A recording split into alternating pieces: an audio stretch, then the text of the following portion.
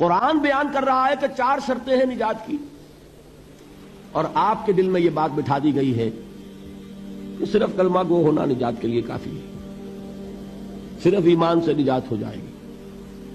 یہ بات جو ہے ذہن میں رکھیے، ایک نجات وہ ہے جو ہزار برس تک جہنم میں کوئلہ بننے کے بعد نجات ہو، میں اس نجات کی بات نہیں کر رہا۔ وہ نجات تو ملے گی یقیناً۔ جس شخص کے دل میں رائی کے دانے کے برابر بھی ایمان ہوگا، وہ اپنے اعمال کی، اپنے کرتوتوں کی سزا بھگت کر بالآخر جنت کے اندر داخل کیا جائے گا، جہنم سے نکالا جائے گا، اور نکالا جائے گا تو اس وقت حال کیا ہوگا؟ جیسے جلا ہوا کوئلہ، اس کے سوا کچھ نہیں۔ حدیث میں اس کی شرح آئی ہے۔ لیکن یہ نجات نہیں، نجات وہ کہ جو اللہ تعالیٰ میدان حشر ہی میں ہماری مغفرت کا اعلان فرمائے، اللہ تعالیٰ اول وہلے میں ہمیں جنت میں داخل فرمائے، اس نجات کی بات کر رہا ہوں۔ وہ نجات جان لیجئے محض کلمہ گو ہونے کی بدولت نہیں ملے گی۔ اس نجات کے لیے شرط اول ایمان، شرط دوم عمل صالح، شرط ثالث تواصی بالحق، اور چوتھی شرط تواصی بالصبر۔ یہ قرآن کا بیان ہے، یہ کسی انسان کا کلام نہیں ہے کہ اس میں ترمیم کی جا سکے۔ 4 شرطیں پوری ہوں گی تو نجات ہوگی، اور اگر ان میں سے کوئی ایک، میں اس کی ایک سادہ سی مثال بھی دیا کرتا ہوں، بہت سمپل، سادہ مثالوں سے بات واضح ہو جایا کرتی ہے۔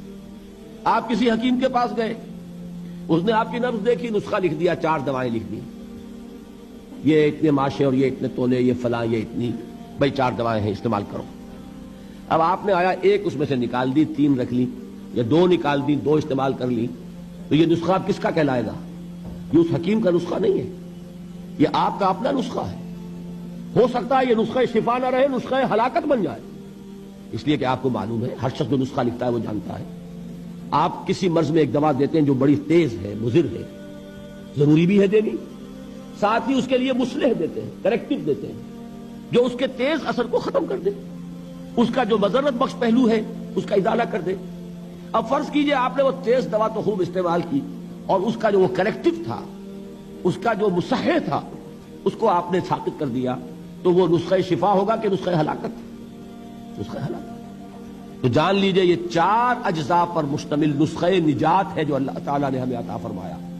والعصر ان الانسان لفی خسر الا الذین آمنوا وعملوا الصالحات وتواصوا بالحق وتواصوا بالصبر۔